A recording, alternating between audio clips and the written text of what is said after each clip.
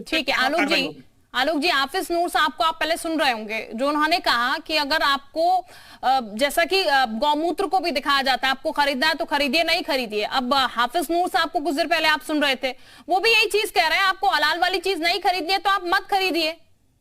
मुझे लगता है ये एक बेतुका बयान है, इस पे बहसबाजी नहीं जाऊंगा। एक बार आप कारी साहब से कहलवाइए कि क्या चीज खाई जा सकती है और क्या चीज नहीं करी जा सकती है, कुरान के हवाले से वो बताएंगे तो हम सबका जो है ज्ञान बढ़ेगा। ठीक है, मतलब बता आलोक भाई, बोलना तो आपको ही आता है ना, सारी सारी ठेकेदारी आपकी है ना। आप जो आपके मतलब की बात है वो सही है। जनता को कोई बेवकूफ रखता है, सरकार कि जनता के प्रति सरकार की जवाबदेही है, तो ये सरकार काम कर रही है। ये मेरा कोई चीज वो नहीं है कि मैं आपको कुछ खाने से रोकूं। सरकार है और कुरान कहता है कि जिस देश में रहो उसका कानून सर्वोपरि है, उसको बोलना है, कह रहा है तो बोल सकते हैं। बाकी सब आपको शुरू से बेतुका ही बोल रहे हो। वो बताएंगे हमको जो अबरार जमाल साहब है कि क्या है। बाकी इन नेताओं की बात का मैं कोई महत्व नहीं देता। आपको क्या मालूम है, क्या जानते हो आप? चले मुझे बहुत कुछ मालूम है। मतलब की बात जो है वो सही है, मतलब और आप सब बेतुका ज्ञान के रूप में आपको बाहर है, आपको धर्म में क्या होता है मैं सब बता सकता हूँ अभी आपको, जो आप कर रहे हैं। चलिए ठीक है, मैं वापस लौटूंगी आप दोनों के पास। कारी अबरार साहब का एक बार रुक कर लेते हैं हम। डिबेट ब्रेक से पहले मुन्नी के पास थे, आधी बात रह गई थी उनकी। कारी अबरार साहब, जो पूरी बहस आप सुन रहे हैं, जरा थोड़ा सा प्रकाश सर आप भी उस पर डाल दीजिएगा। मैं हाफिज साहब आपके पास लौटूंगी। हाफिज साहब मैं आपके पास लौटूंगी। भारतीय जनता पार्टी से हाफिज साहब मैं आपके पास लौटूंगी। जरा कारी अबरार साहब का रुक कर लेते हैं एक बार। कारी साहब, क्योंकि आप पूरी चर्चा को भी सुन रहे हैं और बहस को शायद आप पूरी तरीके से आप समझ भी गए होंगे, क्योंकि तमाम जो प्रोडक्ट्स मार्केट में आ रहे हैं, अभी तक हलाल मीट हमने सुना था, उसकी एक पूरी प्रक्रिया है, पूरी एक प्रक्रिया के तरीके से वो किया जाता है, उसके बाद फिर आगे वो सप्लाई होता है और वो हलाल ही चलता है। लेकिन बाकी लिपस्टिक की बात जैसा कि अभी आलोक साहब ने कही, इसके अलावा मेडिसिन की बात कही जा रही है, तमाम और ब्यूटी प्रोडक्ट्स हैं इनकी बात कही जा रही है, क्या इसमें भी हलाल जरूरी है? देखिए, बात को समझनी है तो पहले मेरी पूरी बात सुनिए। जी बोलिएगा। देखिए, कुरान ने कहा है कि जब तक आप किसी चीज को अपनी आंखों से ना देख लो तो आप उस पर यकीन मत करो। तो जब हमने किसी चीज को नहीं देखा, किसी जानवर को ज़िबा होते नहीं देखा, महज मीट पर मोहर लगाने से, सर्टिफिकेट देने से वो चीज हमारे लिए हलाल कैसे हो सकती है? हमने कैसे उस पर यकीन कर लिया? यहाँ तो हमने कुरान के कानून को ठुकरा दिया। यहाँ तो हमने कुरान के कानून को नहीं माना। कुरान तो कहता है कि आंखों के देखा और आंखों के बगैर देखा एक जैसा नहीं हो सकता। जबकि कुरान ने बाकायदा इसमें एक सूरत लिखी है, बिस्मिल्लाहि अल्लाहु अकबर अल्लाहुम्मा मिनका वलका अल्लाहुम्मा तकब्बल मिन्नी। ये दुआ पढ़ी जाती है बाकायदा जब किसी जानवर को हलाल किया जाता है। और दूसरी बात एक और है कि किसी हराम चीज पर हलाल का सर्टिफिकेट लगाने से वो हलाल नहीं हो जाती, और किसी हलाल चीज को अगर सर्टिफिकेट से दूर रखा जाए तो वो हराम नहीं हो जाती। अभी कुछ लोग गाय मूत्र की बात कर रहे थे, लाओ मैं 2-4 हजार रुपए में उस पर हलाल का सर्टिफिकेट दिलवा के इन लोगों को दे दूं, क्या हाफिज साहब गाय के मूत्र को पी लेंगे? ड्रामा बना के रखा है इन लोगों ने मजहब का। ये लोग मजहब की आड़ में सियासत कर रहे हैं। अरे कुरान ने तो कहा है, कुरान ने इन सारी चीजों पर पाबंदी लगाई है। कुरान ने कहा है किसी चीज को अगर ये डिसाइड करना हो कि आपके लिए अच्छी है या बुरी है तो पहले अपनी उसकी आंखों से देखो। हम जानते हैं। बिल्कुल हाफिज साहब, आप बोलिएगा। हाफिज साहब आप जवाब दीजिएगा कि सिर्फ सर्टिफिकेट लगाने से क्या वो वाकई में हलाल हो जाएगा? ये झूठ बोला है मैडम। अबरार साहब कौन है ये? इन्होंने ये झूठ बोला है कि अगर आंखों से नहीं देखा है, आंखों से नहीं देखा है तो कैसे मान लोगे? इन्होंने झूठ बोला है। ये हमें हमारा भाई मुसलमान अगर ये बता रहा है कि ये ज़बीहा मुसलमान के हाथ का है और इसे ज़िबा किया गया है तो हमें तो मानना पड़ेगा। सुनिए मेरी बात, क्या आपका अकीदा ये है कि तमाम मुसलमान सच बोलते हैं? बिल्कुल बिल्कुल बिल्कुल बिल्कुल। आप जैसे पखंडियों के बारे में मालूम है, जो लोग अपनी कौम गद्दारी करते बैठे हुए, गद्दारों के साथ में बैठे हुए हैं, सिर्फ जरा सी पोजीशन हासिल करने के लिए। सब समझ में जब आप ये मानते हैं, सुनिए मेरी बात, जब आप ये मानते हैं, जब आप, कोई स्थान नहीं है, हर व्यक्ति का सम्मान है, किसी व्यक्ति का टिप्पणी नहीं करनी चाहिए। हाफिज जी आप जो कह रहे हैं कारी साहब को उचित नहीं है। बोली आपको बोली दिख रहा है आपको, नाबीना तो नहीं है। सुनिए मेरी बात, जब आप ये मानते हैं कि तमाम मुसलमान सच बोलते हैं और हर मुसलमान के हाथ का कटा हुआ मीट वो हलाल है, तो कुरान ने ये क्यों कहा है अलम नजअल लहू ऐनैन व लिसानन व शफतैन व हदैनाहु नजदैन? बताइए आप, अगर आप कुछ पढ़े लिखे हैं तो। अरे अरे अरे अरे बता रहे हैं हम आपको, वो ये कहा है कि अपनी आप बताइए, आप कुरान में कहा है अलम नजअल लहू ऐनैन। आप कुरान की आयत तक पढ़े हो, गलत आप पढ़ रहे हो।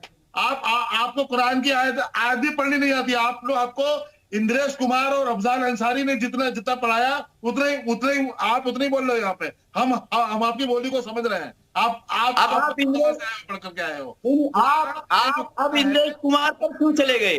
उसे देख लो, हमारे भाई किसी मुसलमान की आंखें भी हमारी आंखें हैं। ये आपको नहीं मालूम? कुरान में तो कहीं मुसलमान का जिक्र नहीं आया, कुरान में तो कहीं मुसलमान का जिक्र नहीं आया। कुरान ने अगर नबी का जिक्र किया है तो रहमतुल्लिल आलमीन कहा है, और कुरान में अल्लाह ने अपना जिक्र किया है तो रब्बुल आलमीन कहा है।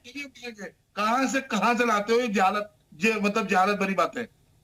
कम से कम मजहब की आड़ में सियासत करना बंद कीजिए।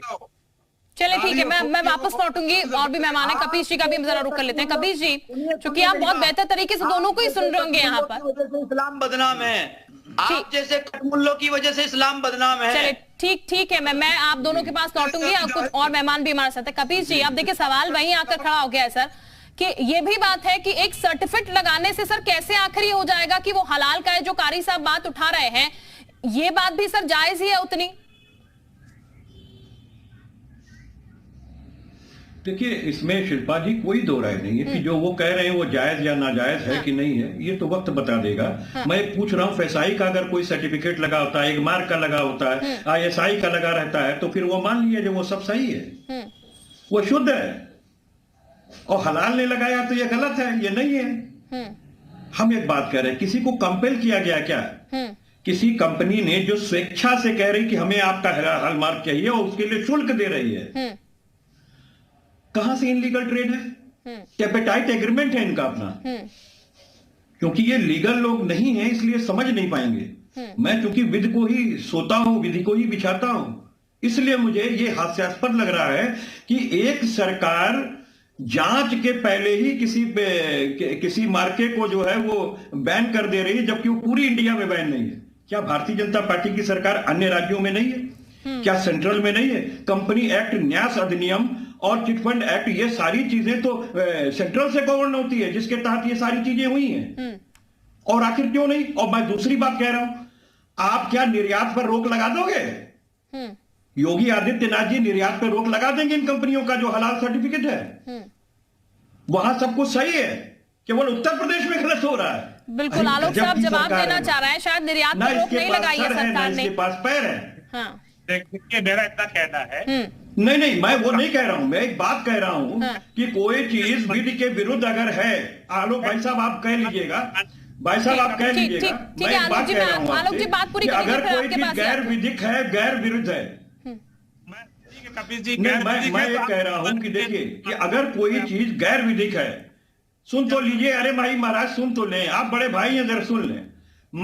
मैं एक लीगल डिस्कशन चाहता हूं, क्योंकि कोई प्रतिबंध लगाना या कोई FIR दर्ज करना, उसका अन्वेषण करना, उस पर चार्जशीट लगाना, ये विधि के दायरे के अंदर आता है, पॉलिटिकल दायरे में नहीं है अब ये चीज। मैं इसीलिए इस बार आपको एक बात कह रहा हूं कि ना तो अन्वेषण पूरा हुआ, ना आपने कोई जांच बैठाई, तो आपने प्रतिबंध किस आधार पे लगा दिया? सिर्फ इसलिए कि वो एक उर्दू का लफ्ज है, इसलिए नहीं। मैं पूछ रहा हूं, FSI पे क्यों नहीं लगाया आपने एगमार्क पे क्यों नहीं लगाया? सवाल तो पैसा ले रहे हैं सर्टिफिकेट देने का।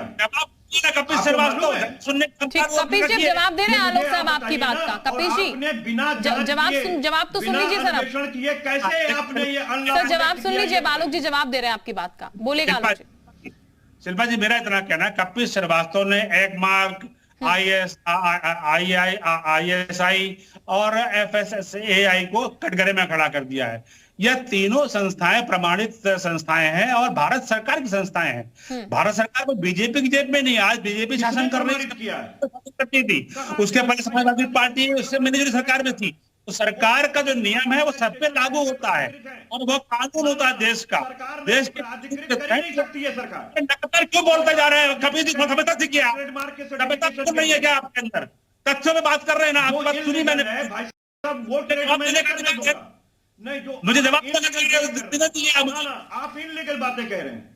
मैं आपको बार बार कह रहा हूं कि सरकार का वो सर्टिफिकेट दिखाइए जो उस तो इलीगल और इलीगल यहाँ बताएंगे उनको किसने अधिकार दिया है। रजिस्ट्रेशन एक्ट के अलावा बता दीजिए तो मुझे गलत और सही ठहराएंगे। रजिस्ट्रेशन एक्ट के अलावा कोई भारत सरकार की संस्थाएं हैं, सरकार की प्रमाणित संस्था है, वह गुणवत्ता का सर्टिफिकेट देती है।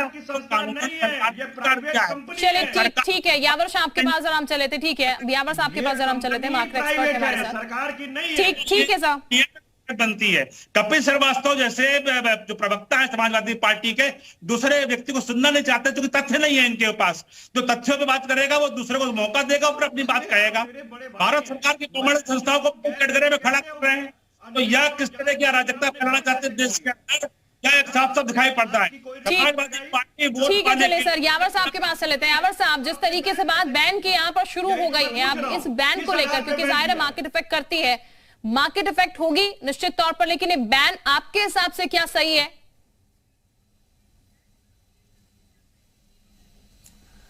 देखिए, जहां तक बैन का सवाल है, बैन इस तरह से है कि ये हलाल सर्टिफिकेट फसाई ले वो ऑर्गेनाइजेशंस ना लें जो फसाई के अलावा देती हैं जी। इसमें अगर फसाई जल्दी से जल्दी हलाल सर्टिफिकेट इशू कर देता है तो मार्केट पे कोई ऐसा मेजर इंपैक्ट नहीं आने वाला। हाँ, इंपैक्ट आएगा तो इस तरह से आएगा कि जो पुराने प्रोडक्ट्स पड़े हुए हैं, जिनकी पैकिंग मटेरियल्स हमारे पास बने रखे हुए हैं, जिन पे पुराने सर्टिफिकेट्स प्रिंटेड हैं, अगर इसी लोगों के साथ इश्यू होता है तो कोई मसला नहीं है। अदरवाइज उन सारे प्रोडक्ट्स को बदलना पड़ेगा, मार्केट से वापस बुलाना पड़ेगा, वो एक बड़ा झंझट होगा। अदरवाइज अगर फसाई इसी सर्टिफिकेट को इशू कर रही है तो हमें उसको अडॉप्ट कर लेना चाहिए, ये एक स्ट्रेट अवे होगा। लेकिन जो मेन मुद्दा जो बहस का इस वक्त चल रहा है, जिसको मैं समझ पा रहा हूं, हालांकि वो मेरा अपना मेन स्ट्रीम नहीं है, वो एक हलाल प्रोडक्ट और meat and non meat product का जो चल रहा है। तो जो नॉन मीट प्रोडक्ट्स हैं उसमें जैसे मेडिसिन हैं और कॉस्मेटिक्स हैं, लिपस्टिक्स हैं, इनमें बहुत सारे ऐसे एक्सट्रैक्ट्स हैं, जैसे लिवर एक्सट्रैक्ट्स यूज होते हैं, हमारे पास बोन्स के क्रश किए हुए पाउडर्स यूज होते हैं। ऐसे कई चीजें हैं जो, और जेनेटिकली मॉडिफाइड प्रोडक्ट्स भी हैं जो यूज होते हैं। हलाल की डेफिनेशन में इन सारे प्रोडक्ट्स को यूज करना अलाउड नहीं है। और हलाल शरिया लॉ जो फॉलो करता है उसमें यह भी है कि आपकी वेजेस प्रॉपरली आप दे रहे हैं, आप अपने टाइम पर अपने पेमेंट्स कर रहे हैं जो कि आप पेमेंट्स करना चाहिए आपके वेंडर्स को, ये सब भी हलाल में आता है। तो जो सर्टिफिकेशन है वो इन सबको देख के दिया जाता है। तो इसके हिसाब से अगर फसाई फॉलो करती है तो बिल्कुल। बहुत बहुत शुक्रिया सर, माफी चाहूंगी समय कम है हमारे पास, लेकिन तमाम खास मेहमान हमारे साथ जुड़े, आप सभी का बहुत शुक्रिया। सवाल यही है कि एक तरीके से जो नियमित तरीका है जो बनाया गया, उस तरीके से अगर सर्टिफाइड किया जाए चीजों को तो शायद किसी को कोई दिक्कत ना हो उसको लेकर, जो कि अभी बनी हुई है। क्योंकि अभी जो स्टेप लिया गया उसके बाद प्रतिक्रियाएं आ रही है, उसके बाद सवाल काफी खड़े हो रहे हैं, लेकिन शायद अगर नियमित प्रक्रिया के तहत चला जाए तो पूरा हल जो है वो सामने निकल कर आ जाएगा। बहुत शुक्रिया हमारे साथ जुड़ने के लिए।